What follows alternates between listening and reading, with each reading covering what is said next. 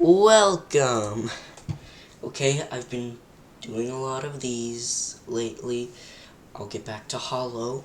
You should have seen the other episode, so if you really like that series, just go back to it. Anyways, in with a big one.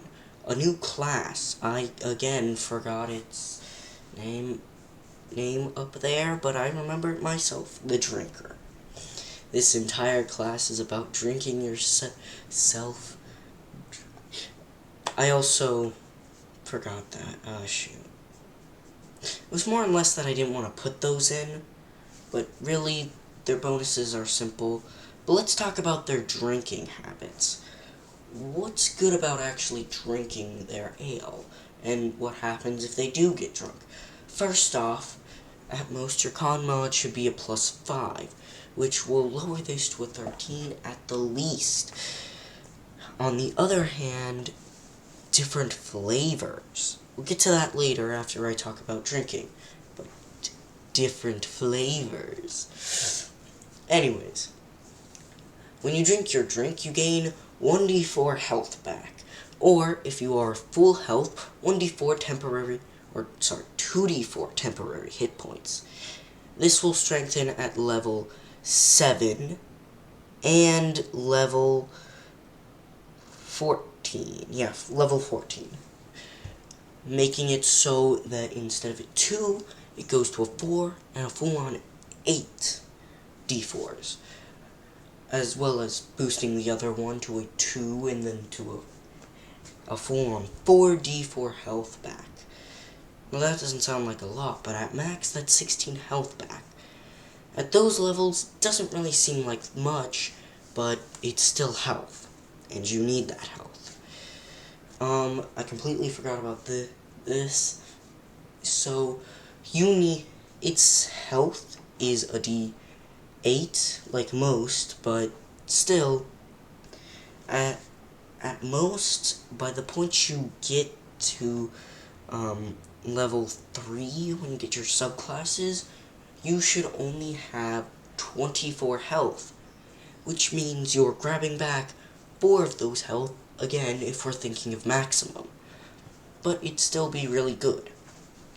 So, you drink up, get your ale, but you miss. What's the debuffs or bonuses for that? Well, the subclasses are the ones that give you the bonuses.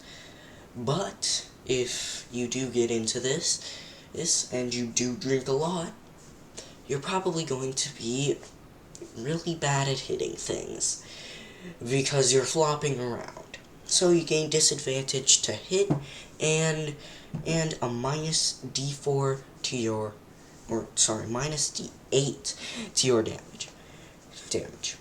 Pretty, not that good. When you see the damage that you deal, it's great.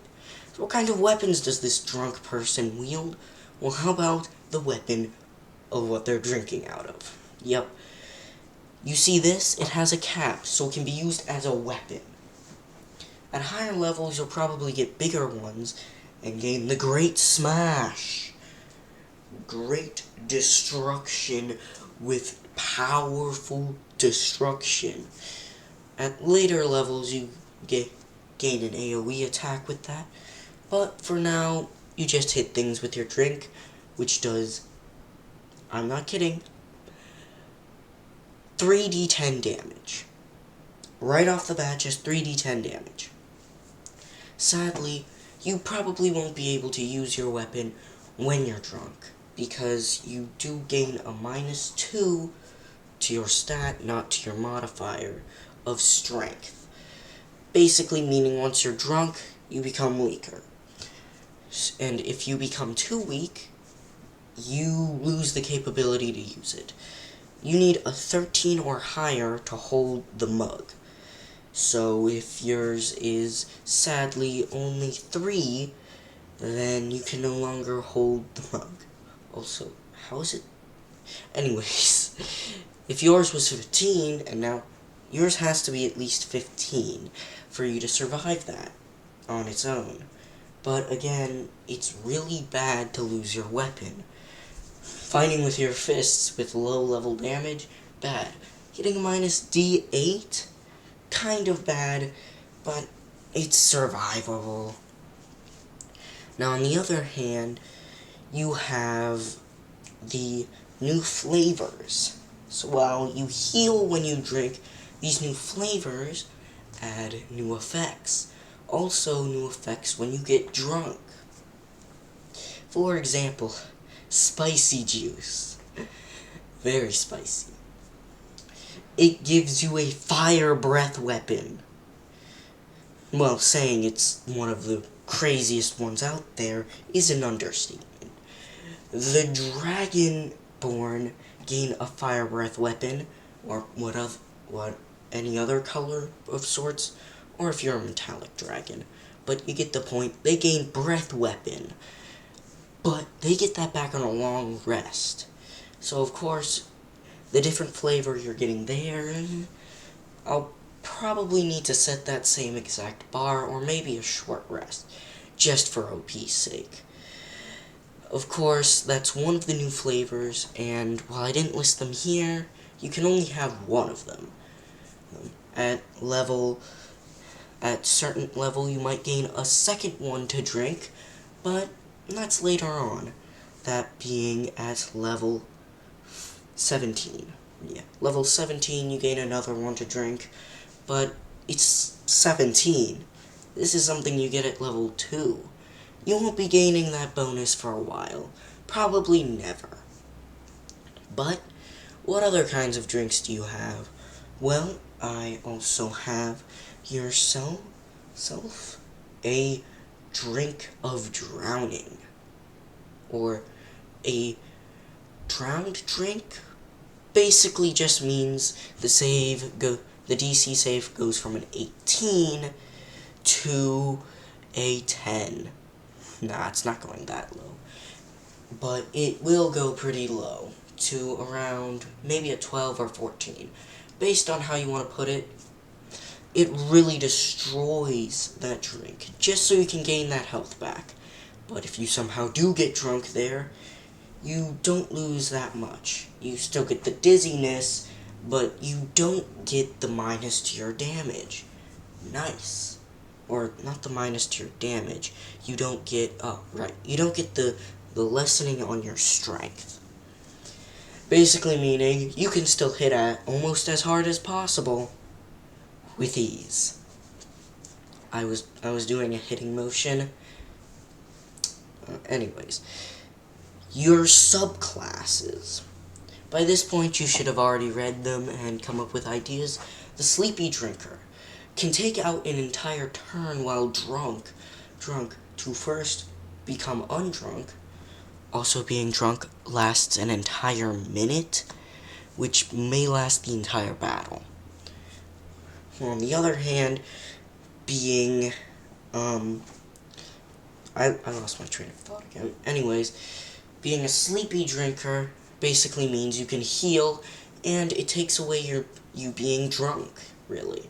That means you can just be drunk, and then not be drunk, by sleeping it off. Yeah, not really the greatest way, because then you still get a hangover. Until you get to level 12, then you lose that, but hangover just means you take a small amount of psychic damage, just a simple 1d4, 2d4 actually, until you get high enough level.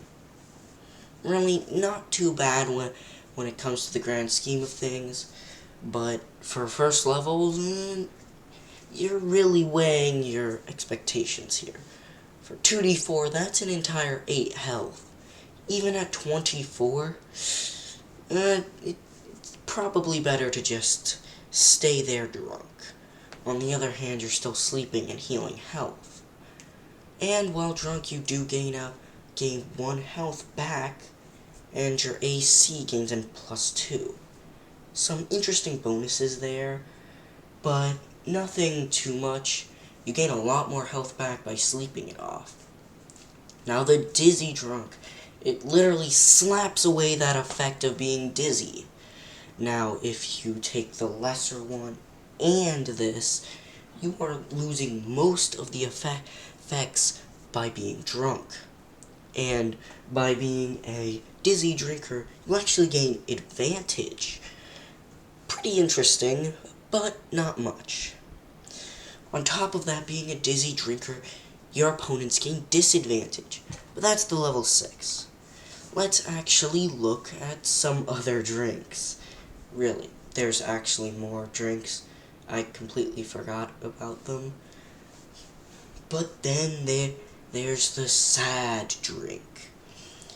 Basically, again, a watered down version, but it gives back more health for less watering down. Then the strong drink. Like it says, it makes sure that you gain strength out of this. Basically, a worse version of rage. It gives you a +1 to your strength mod, and an additional d4 to your damage. Not too much, not gonna lie, but it does make it so that useless extra strength mod weakening goes bye-bye. A lot of those do that, don't they? On the other hand, you gain the excited drink. Just a jolt to your drinking habits, makes you a bit faster, and gives you an extra action and bonus action if you drink. Also, drinking takes a bonus action out, meaning you can drink again. But if you fail, you lose the rest of your actions, of course you do. So, attacking then drinking will make it so, will not do anything to your score. It won't give them advantage on their attacks against you or anything. It actually can help you to just heal while fighting. But doesn't that sound overpowered? Well, it is, because you can only drink 3 times from your main drink, and a certain amount of times from your secondary drink, which is the different flavors drink. It's in addition to your drinking habits, but nothing much. Well, we are on this page for a while, aren't we? Bigger Mug, like I said, a Smash Mug attack just deals heightened damage and an area of effect of damage. Nothing too much, just a change of an extra 2d8 to the damage. Nothing much for level. Gosh. So I'm giving them so many debuffs, but on top of that, I'm giving them so many buffs that it's unreal. Well, they can only drink so many times. Liquor Flood. Oh, right. They're level 6. I completely forgot about that. I did talk about how they gained a bonus of people gaining disadvantage against them. On top of that, they gain the power of a new action while doing this. Just a simple spin of an action. You can spin, and it deals a cone face of damage around you. Nothing much, but if you're being surrounded, which is kind of situational, you can easily get out of it by doing this. On top of that, you gain nothing else. But if you are a sleepy drinker, you gain a few interesting bonuses. First, you gain 2 health back. Again, these aren't numbered per turn as a bonus for that. On top of that, as a sleepy drinker, you gain heightened AC if you stand still.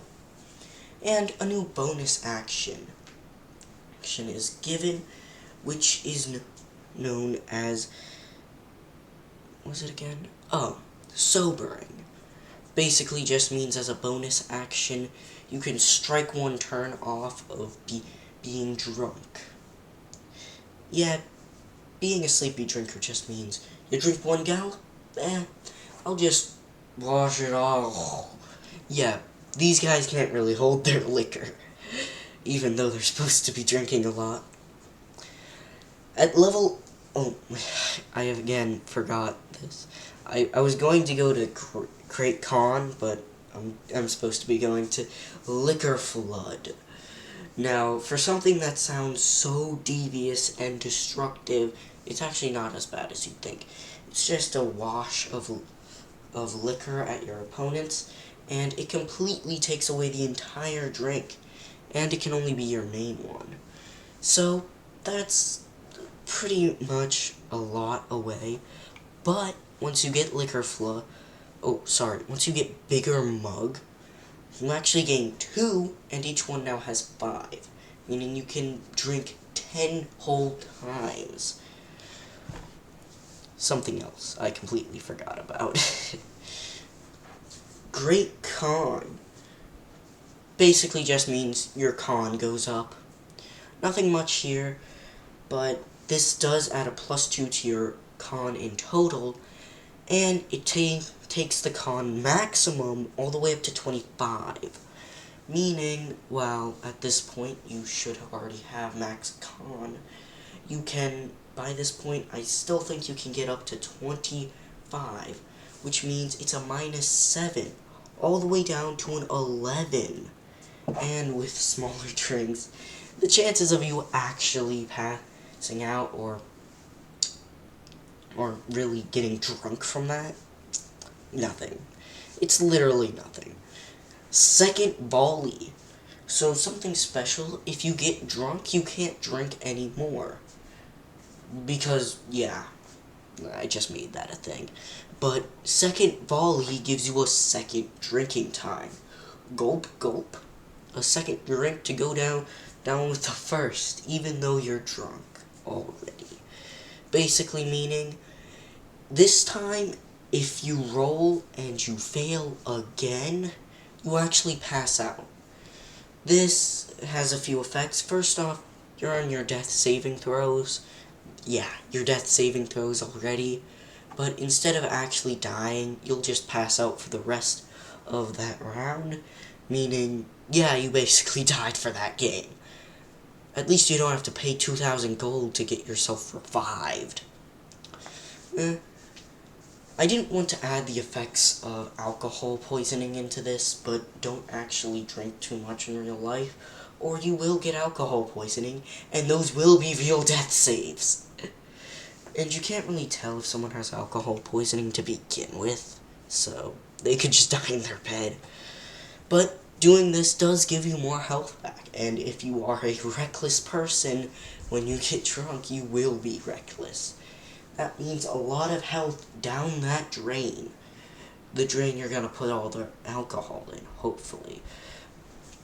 Heightened senses. By getting drunk so many times, you have now gained heightened senses outside of being drunk, while normal senses while being drunk.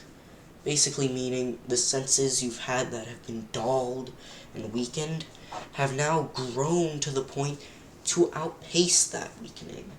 It's still there, but now your senses are heightened, meaning you'll probably drink more to gain back to the normal senses, but the heightened senses are kind of nice. It's basically a free alert feat. You understand what's around you, you can't be sneak attacked, and on top of that, you get a sweet little bonus of dealing an extra few damage. That being, you gain an extra +1 to dex, strength, and con. Until you get drunk again. Choose to go under. I didn't want to put a name for this one, but it basically means, do I want to go under and gain some of these interesting bonuses? Oh shoot, I completely forgot about them again. I'll talk about that after I'm done with this. Once you drink, you have the choice to actually get drunk or not. Literally, you can choose that. On top of that, you get another third drink. It's very godly, seriously. By just not choosing to go under, you can drink and heal all you want while bashing your enemies' heads in. And that literally takes away the main defect of being a drunk. You get weaknesses when getting drunk, yet you could gain health back, or any other special action. Also gonna tell about this now. You can add whatever different flavors you want. I was very uncreative in mine. I couldn't think of much, but getting heightened drinking with more speed, or 2 different versions of weakened drinking. 1, if you really want to get that extra health back, or 2, 1 just to get some health back. Not like you're gonna need a lot of it. So, yeah, getting drunk with your special drink, it's a bit more interesting. Liquor Flood is powerful, as it just pushes your enemies back, and gives them damage, bludgeoning damage. But let's get to the special class upgrade, or subclass upgrades. For level 12, the Dizzy Drinker he doesn't just gain advantage, but also gains the bonus effect of not just giving your opponents disadvantage, but forcing them to drink as well. They have to do the con save, while they get the health and all that. They could get drunk, and if they don't have this subclass, sucks to be them. On the other hand, a Sleepy Drunk gains more health back while being drunk, and loses the hangover completely.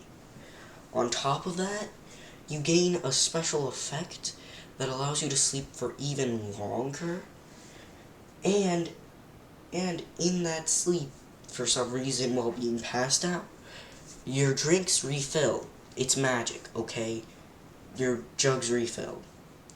Also, if you have some sort of unlimited drinking thing, don't use it, and don't give that to your players.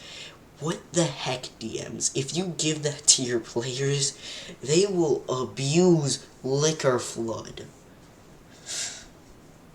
Unless they somehow find an item in the manual about this, and then, oh gosh, that'd be dangerous. But anyways, there's 16th level bonuses. Nothing too interesting, but yeah, they're just some simple, overpowered bonuses. On top of not just being able to make your opponent drunk, you now have the choice of taking a 3rd volley. At this point, you have 2nd volley, and taking a 3rd one, what the heck? 3rd volley just means that if you want to, you can take a 3rd drink, even while being passed out. It will instantly fail one of your death saves, but if you do complete it correctly, you'll go back into just being drunk. Or if that stage has passed, just wake up with nothing really happening. But on the other side, you failed 2 death saves. And if you get an at 1, that's an instant knockout. On the other hand, the Sleepy Drunk gains the complete opposite. If they've taken a 2nd volley, now they gain the power to instead reduce that 2nd volley. Basically, by taking all of their liquor away, they can complete one. That's not including the different flavors bonus. At this point, or no, 1 level above, you will gain a 2nd one of those. So it's good to have those, I guess. And if you're going for a Sleepy Drunk, I won't go for the fire-breathing one, as that is a singular one. Maybe something bigger, because Liquid Flood and this are both really, really overpowered, but they have really bad debuffs, and that being you completely lose your subclasses, or your class effect. That being getting drunk. Now, on the other hand, have you ever wanted to tame a creature and use it, but you don't want to be a ranger because they're so out there sometimes? Well, you can become a summoner. Summoners gain bonuses to themselves that just give bonuses to their creatures. Now, something interesting, based on their POF mod, or proficiency modifier, you gain summoner points. Yeah, not a really good name for them. Summoner points are basically your way of summoning creatures. This is my own original character. I completely forget his name, but he has a mushroom staff and a dragon as a summon.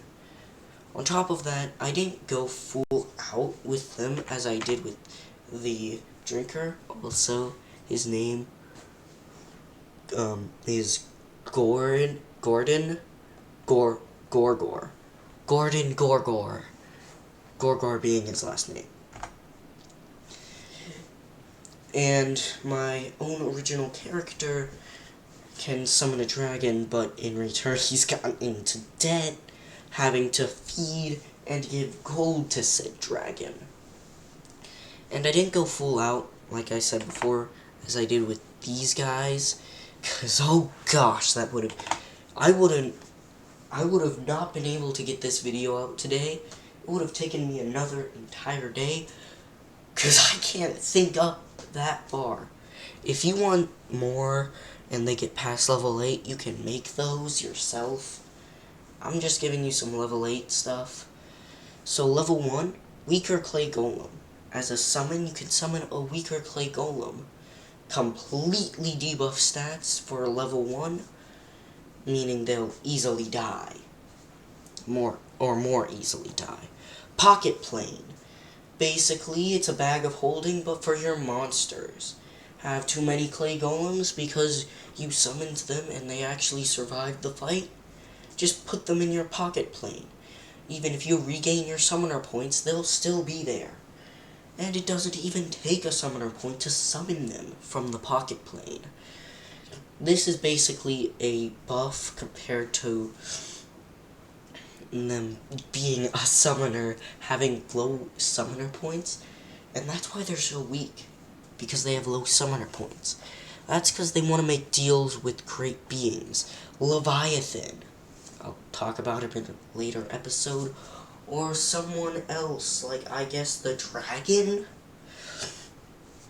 It's basically a different form of a warlock.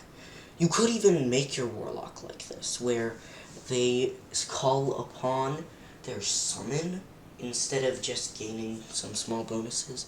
But being a warlock means you gain a different subclass for who you're being a warlock for. So it's a bit out there to make them a warlock still. Subclasses. I've not made subclasses for them yet. You can make those, but I'd also post their subclasses around 2 factors that I've thought up. One being having a swarm because you have low, or gaining more and more powerful. Meaning, now you have more powerful golems, but you do still have almost the exact same amount. Like, maybe it doubles, maybe it doesn't, or maybe you want undead. Have a swarm of undead to crawl up your enemies and eat them. They'd of course gain vampirism because it's a swarm, so they're basically adding to the swarm. It's an interesting thought, but if someone has a different idea, you can go with that, because I'm making these for your characters.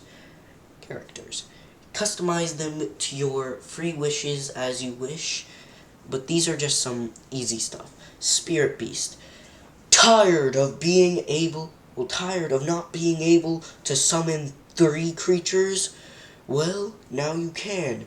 Not just because your proficiency modifier went up, but also because of your Spirit Beast. Spirit Beast just means that you have a little spirit creature to work with you. If they do die, they can come back to life, after a long rest, of course, but the Spirit Beast you choose can be a small beast, then at some point a medium-sized beast, and then a large one. I seriously don't want to see someone with a spirit bear with wings. Of course, you can also add proficiencies from your old creatures to this one, being that they've been upgraded towards such. Now, teleportation just means you can teleport for free, or no, just by using a summoner point. It's basically the actual spell teleportation, but better as it's smaller, but using it up does use up a summon point. Dangerous if used in the wrong hands. Really, it uses up a summoner point, which is bad. Something else, you gain certain bonuses by working for certain creatures. For example, me working for the dragon, I gain the bonus of going into debt. But in realizing this, you do gain actual bonuses. Maybe the power to fly, or have a fire breath weapon for free. Actually, that sounds overpowered. Just getting to summon a dragon at a low level is already powerful enough. So, yeah. Now, on to the last class, Bean Master. This came from the idea of the bag of beans. You know, a bag of beans that you roll a 1d100 and gain something intriguing, like a full temple thing, or a small cat with wings who can breathe fire breath weapons, who can also murder your weak players. But you get the point. It's based on that. But now you have a choice.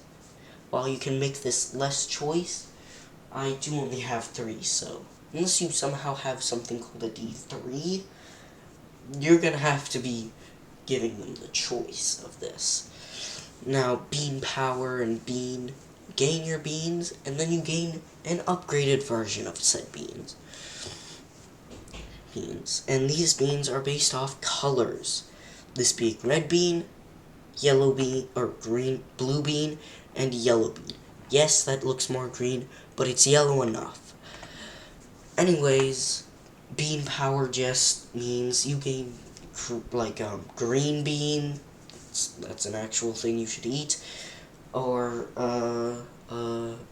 orange bean, purple bean, and maybe it combines the effects of these, or are completely unique, and maybe you can only choose one of them. I also don't know about their subclasses either. This was really just a filler joke thing that I made in the past and that I'm now showing you. Now you have yourself your turret, your red bean. Low HP, LVL just means level, if you didn't actually know that, but basically their health is based on what level you are. That's their AC right there. Their bonuses, they grow every minute, meaning that they gain a +1 to strength. If you're confused about this because they don't have actual strength stat, instead they have the modifier only up there, their strength is 14. Just to give you a little bit harder time to get up to 16, where you can gain a +3, you're gonna have to wait a little bit. Right? Yeah, because I think that's correct. Anyways, they have a small attack, half level based stuff. And for level 1, it's just a D4, but it's half your level with a D6. But if you are only level 1, and that means you're gonna use half a D6. But since you probably don't have that, you can just use a D4. Creative thinking. Also, challenge level is 1/8. They will grow stronger, but for now they are pretty weak. The illusion mirror. I completely forgot about adding details here, but what's the worst that can happen? In this picture, they're becoming a banana guard, or a banana knight. Yeah, banana knight. Anyways, you get the point. It lets you change yourself into someone else. There are a few problems with this. First, if the mirror breaks, it doesn't deform you. But if you are damaged, or you damage something else, your disguise is gone. Well, of course, this means you can do sneak attack damage. Yes, you gain sneak attack damage just by having this mirror. You do not gain anything else. It's not that good unless you're trying to disguise yourself, which, while not being so situational, it still is kind of situational, compared to having a full-on weapon of artillery. Now, on the other hand, your grassy friends here. Now, I thought of using the Beanmaster's effects to, like, get through this kind of quest problem we had, but since I wasn't the DM at that time, I couldn't, and we just had someone disguise themselves. Or druid disguise themselves, and promptly got caught. Immediately. Now, of course, it's the same thing, but now it's a D6. The rest of the stuff that isn't there is stuff that you gain from being whatever monster you are. Of course, it takes longer for it to grow based on whatever creature you're trying to become. And yes, that means if you were using the mirror, it takes time for it to grow. And for this, and for the mirror, it does take half a minute, but for this, it can take upwards of 3 minutes. Pretty bad. If you're going up against a dragon, that can also take upwards of an entire hour to set up. So yeah, going down to small goblin guys is a good idea. The reason their charisma is minus, because also this adds to your charisma, but charisma minus, and the reason both of these have a subtraction to your intelligence and wisdom is they don't actually have thought for themselves. So that means none of that. The rest of them are answered by that, meaning you can gain additional health based on if the person you're fighting has plus con. If they have minus, you gain subtracted health. On top of that, stuff down here. Now for these guys. They are the power pets. So, yeah, here we go. This guy. You see his stat? That's an actual living creature, if you couldn't tell by the little face there. Because of this, they have a power pet, or whatever you want to call them. They're basically Pokemon. I had the idea of making Pokemon into the game, but in doing so, I wanted to make it more D&D than just Pokemon. So I made it so they have proficiency modifiers and such to do such. But, weird that your proficiency can only go up to 6. At a max, you can have 10 in a group. You'll learn about why later, but yeah, you can only have a max of 10, because if you had more, it'd be worse. If you somehow find a way to add to your proficiency modifier. Foreshadowing. Anyways, let's look at some of these. I didn't add any of their attacks into this, since they don't have many. So, this is first level, second level, third level, and their egg form. In their egg form, they're basically spirits of sorts, and that's why they all have eggs. Cool lore. Anyways, they evolve from that egg into their level 1 to level 2, and all the way down to level 3. That's just their stats there. We haven't even gotten to their attacks. Now, for these guys, their attacks are intriguing.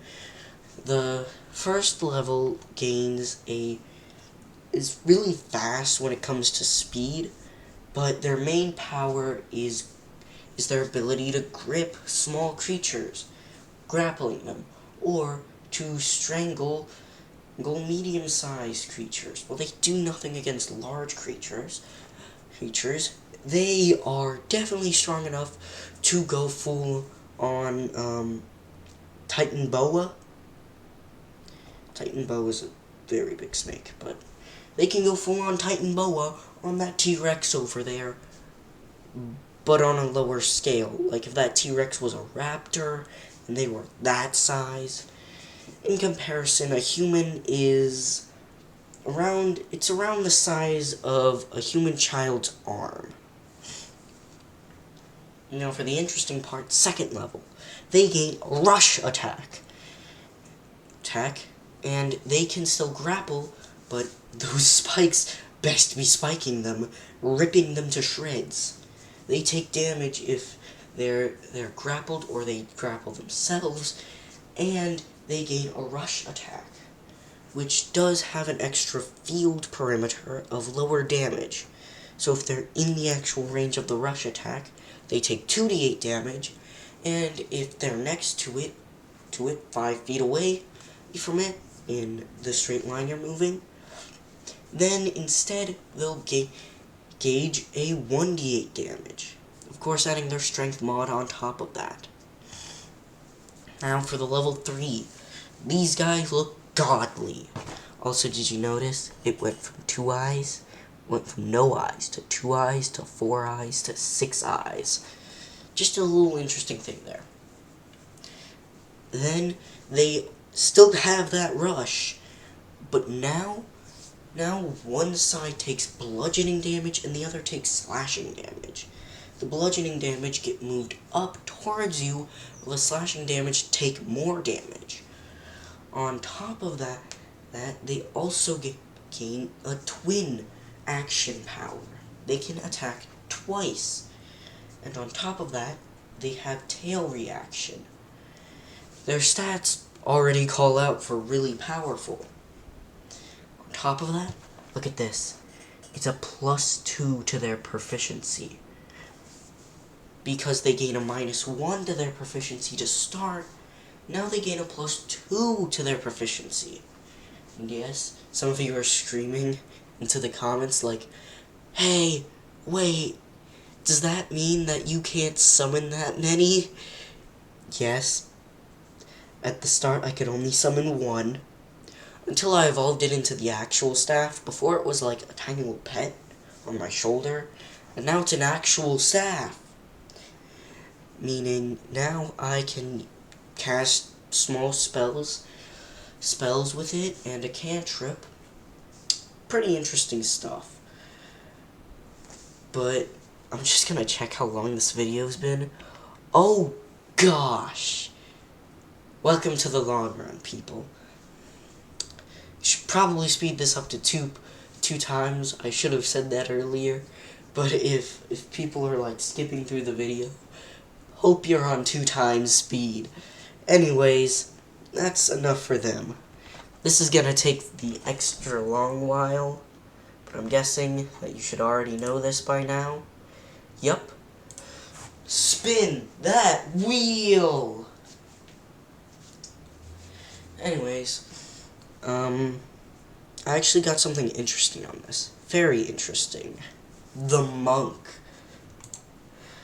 I was completely fine with it being a monk, but I actually really liked it being a monk, as I actually wanted to revamp the monk entirely, as they are pretty bad at them being monks.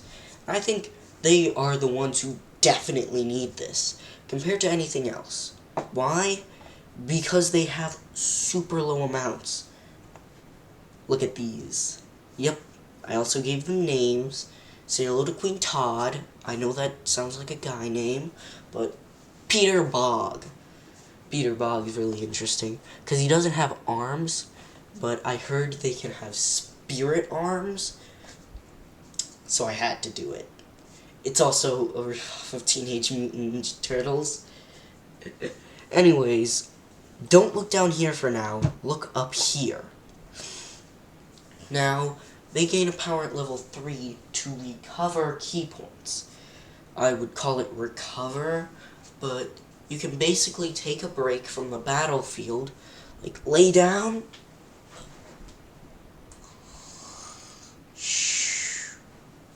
and wake back up when they have restored key points. Basically meaning, it takes from 1 hour to 1 minute to regain all your key points. That being said, that means you gain a certain percent of your key points back. That being out of all your key points, you gain 10% of your key points back for every turn you wait. Now that sounds really bad, as at this point you need 5 key points to do that. But you're really close to that. 5 key points, 2 turns, easy, simple, done. Besides, you can wait, like, I guess 3 or 4 turns before you can already just recover. And you're taking from a short rest all the way down to a few turns. So come on. Cut yourself a less slack. Also, I had the idea to make it so based on your con score, you gain more key points. So if you have a +2, you gain another 2 key points. It gives you more key points. Yay.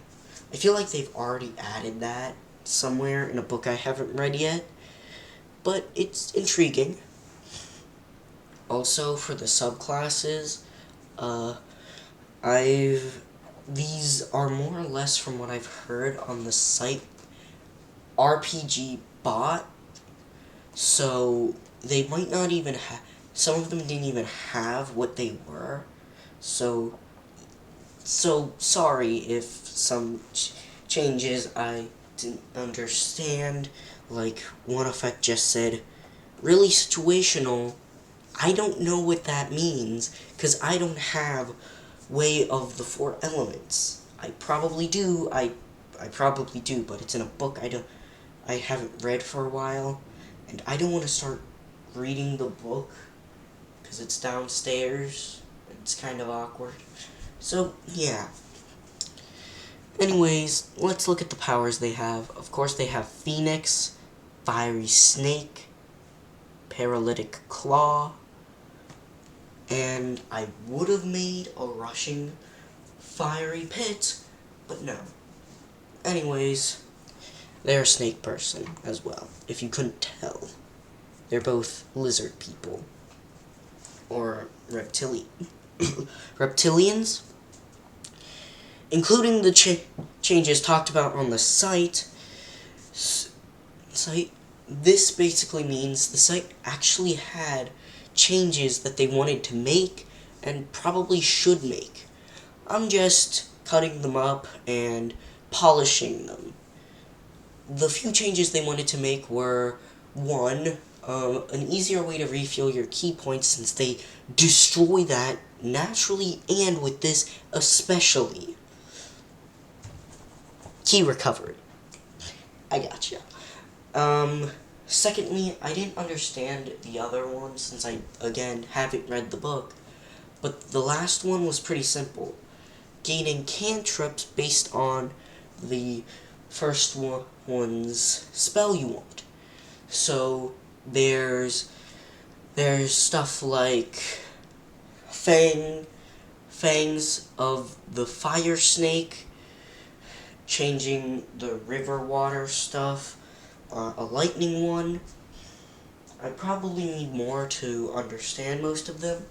For the lightning one, I basically added a higher range, because they were talking about how the range of it was really bad, and I gave them campfire, because I'm a nice person. On top of that, for Fangs of the Fire Snake, I gave Firebolt, and for changing the flow of the river, I gave Water, Shape Water, which is overpowered, but once we get to the changes of Shape Water, it becomes even more overpowered. Or the changes that I've made to Shape of a Flowing River, I made it less situational, of course, as it literally just changes the shape of a flowing river. What the heck? What situation would you need to change the flow of a river? Like, maybe for combat, like throwing water at your enemy. Then there's Water Whip and Singeing Attack of sorts. I actually gave them spells instead, so I basically gave them the spells. Magic Missiles for this Singeing one, and for Water Whip, Ice Knife. And because of that, they use key points for those. losing the actual purpose of it because those are really overpowered already. And if you can recover key points, you don't have to go full mage, but you also get to use those skills again, so stop crying. Anyways, Fireball was pretty similar to Fangs of the Fire Snake, but they had one problem with it that was really big, and that while it's kind of like Smites, and a certain Smite in particular, but the one problem, you had to activate it before you went in for the attack, which is definitely bad. So I have two answers for that you can choose. Either A, you make it so it only works then, or it's called Fangs of the Fire Snake. Make it so it lasts a certain amount of time, like maybe an entire minute. That means you'll definitely get a critical hit. If you don't, that's crazy. Anyways, level 6, I did 2 new differences.